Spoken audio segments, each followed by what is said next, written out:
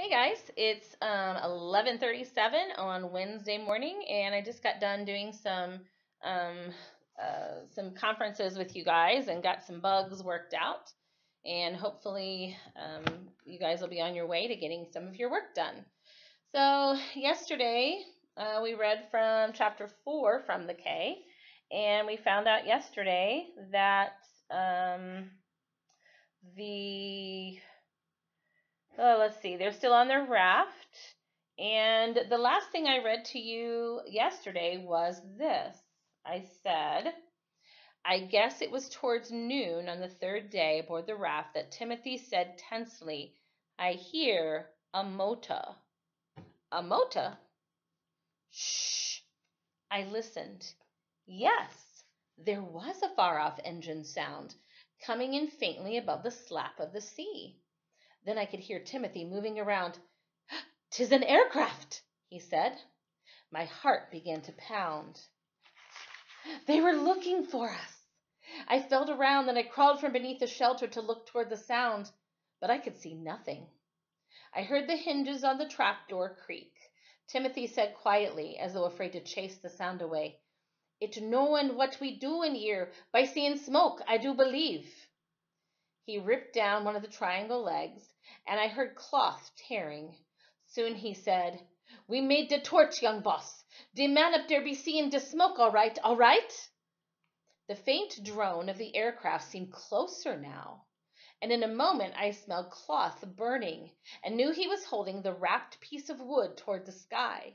He shouted, "Look down here!" But already the drone seemed to be fading. Timothy yelled, "I see it! I see it! Way to port!" I tried to make my eyes cut through the darkness. "Is he coming our way?" Don't know, young boss," Timothy replied anxiously. I said, "I can't hear it now." There was nothing in the air but the sea sounds. Timothy shouted, "Look down here!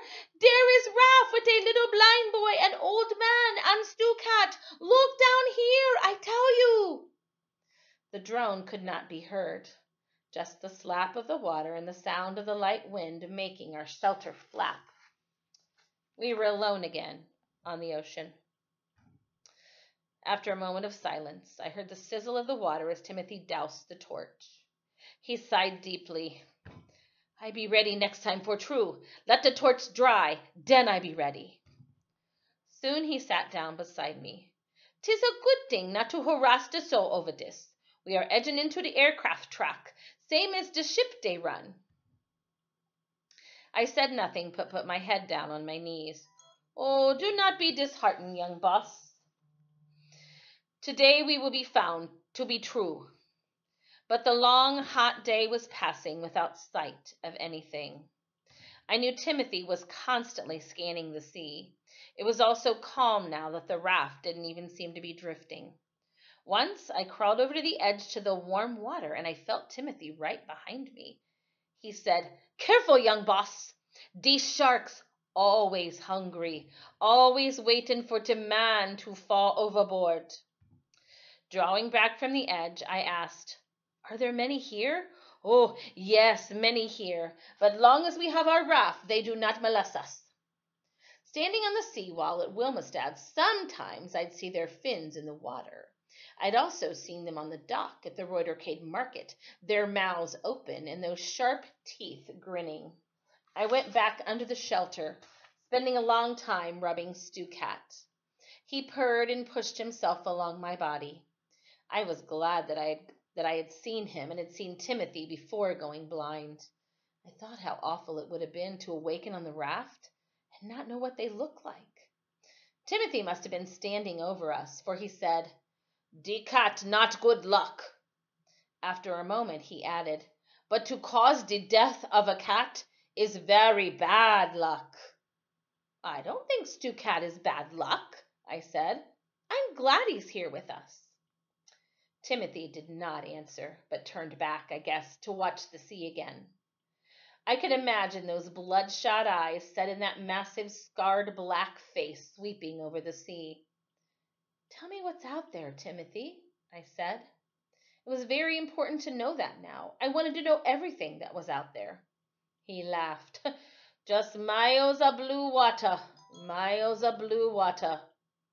Nothing else? He realized what I meant. Oh, to be sure, young boss. I see the fish jump way forward. Dat mean large fish chase 'em. Den, a while back, a turtle passed us on port side, but too far out to reach him back. His eyes were becoming mine. What's in the sky, Timothy? In the sky? He searched it. No clouds, young boss. Just blue, like 'twas yesterday. But now and then I see a petrel. While ago, a bluebird. I laughed for the first time all day. It was a funny name for a bird. A blue bird? Timothy was quite serious. The bluebird I saw was a blue face. Maybe nesting at a Serenio bank, maybe not. They be feeding off the flying fish. I true watching the birds, 'cause they tell us we very close to the shore. How does a bluebird look, Timothy? Huh, nothing much, he replied. Tail like our chocolate. Chocolate, sharp beak, most white on his body. I tried to picture it, wondering if I'd ever see a bird again. Chapter 6. These are short chapters, so I'll read you another one. In the early morning, I knew it was early because the air was still cool and there was dampness on the boards of the raft. I heard Timothy shout, I see an island, true! In wild excitement, I stumbled up and fell overboard. I went under the water yelling for him, then came up, gasping. I heard a splash and knew he was in the water too. Something slapped up against my leg, and I thought it was Timothy. I knew how to swim, but didn't know which way to go, so I was treading water. Then I heard Timothy's frightened roar, Sharks! And he was thrashing about near me. He grabbed my hair with one hand and used his other arm to drag me back toward the raft. I had turned on my face and was trying to hold my breath.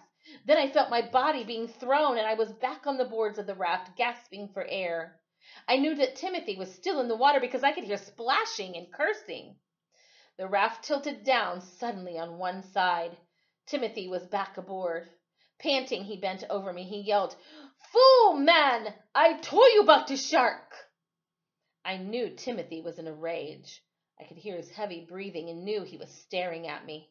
Shark all around us, all the time, he roared.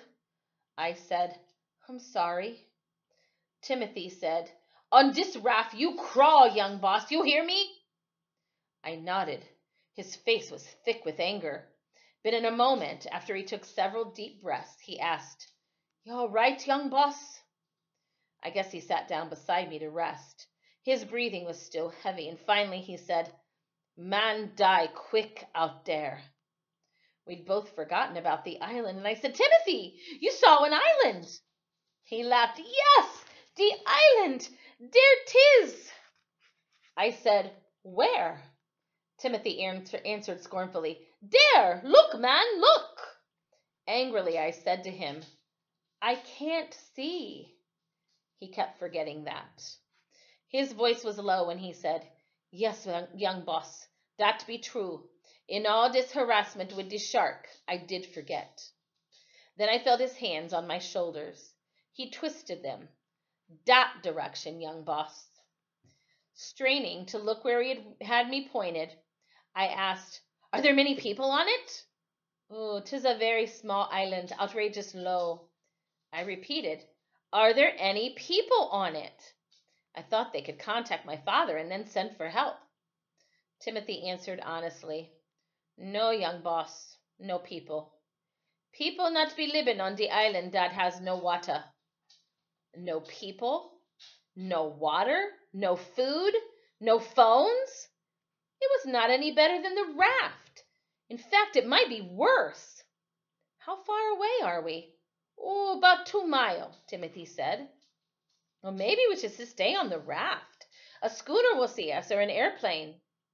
Timothy said positively, No, we better off on land, and we drifting that way. The tide be running with us.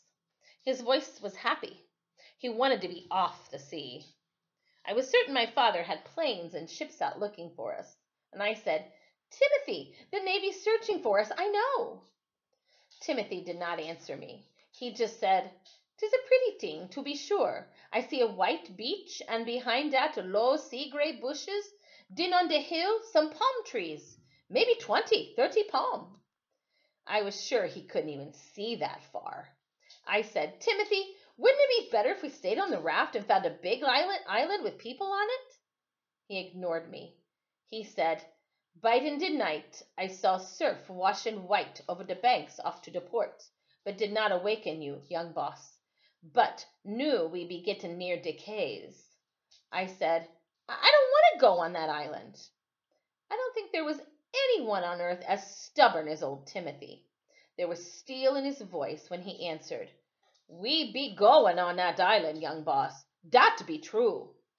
But he knew how I felt now, because he added, "From this island we will get help. Be true, I swear." And that was the end of chapter 5 and 6. And tomorrow we will see what happens if they're even able to get to the island. All right. So let's make sure that we're listening every day. And then in your letter to me that I will have ready for you by tomorrow, your letter to me, you will be writing a letter and answering some questions about what I've read so far in the story. So it was good to see many of you today, and we'll look forward to seeing you guys on Friday during our 9 o'clock whole class meeting. All right. I love you guys. Bye.